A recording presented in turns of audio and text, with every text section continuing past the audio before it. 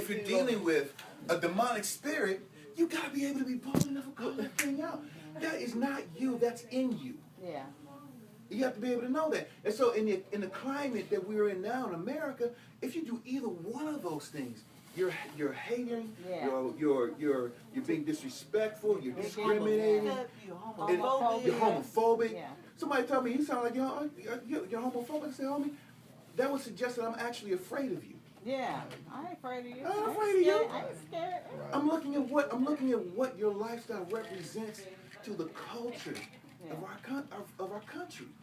You cannot reproduce as a homosexual. Well, the civil rights and they take me to all like you were never owned as a group of people. Homosexuals were never grouped together and owned and made to work. So it's not the same. And so at the end of the day, I'm looking at where the climate of America is, and if I have that conversation out here, then the people that have decided to hate people like me are going to hate people like me. The people that have decided to be scared of people like me are going to be scared of people like me. And the people that are scared of people like me are the people in the church, because we don't know how to keep our stable, we don't know how to keep our congregation stable, because my son is gay and my music director is gay, and I've struggled with it and I don't know what to do, so we're just going to keep it real quiet, because now we have to deal with this thing. Yeah. And I'm like, at some point, if somebody that knows how to pray doesn't start praying, right, then the people that can be covered in the midst of this onslaught will get swept away unnecessarily.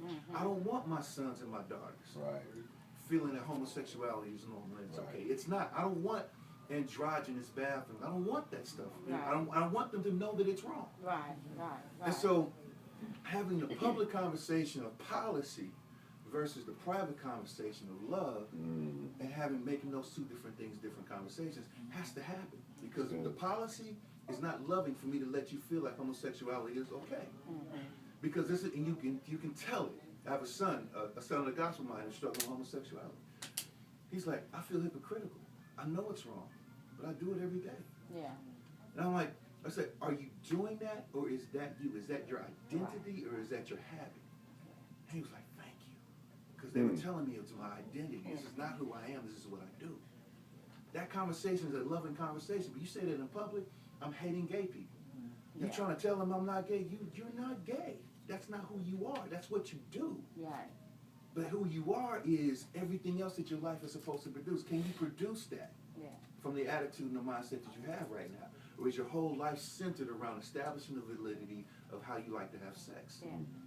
And see, and that's good, good. That brings very a good explanation of, as far as what you were saying about, we look at it as a demonic activity as opposed to them needing healing, instead of just casting this homosexual devil out of you right now, And the thing is that when you look at God's original intent, which is what you've mentioned, Genesis,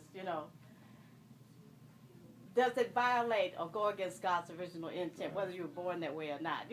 Because see, they try to go under, well, I was born this way, so God must have made me this way, and so He's okay with it, Otherwise, if He didn't intend for me to be this way, then He wouldn't allow me to be born this way. There are children that are born deformed. There are people born. I mean, look over there in these foreign countries. That child they call the spider child with all kind of arms and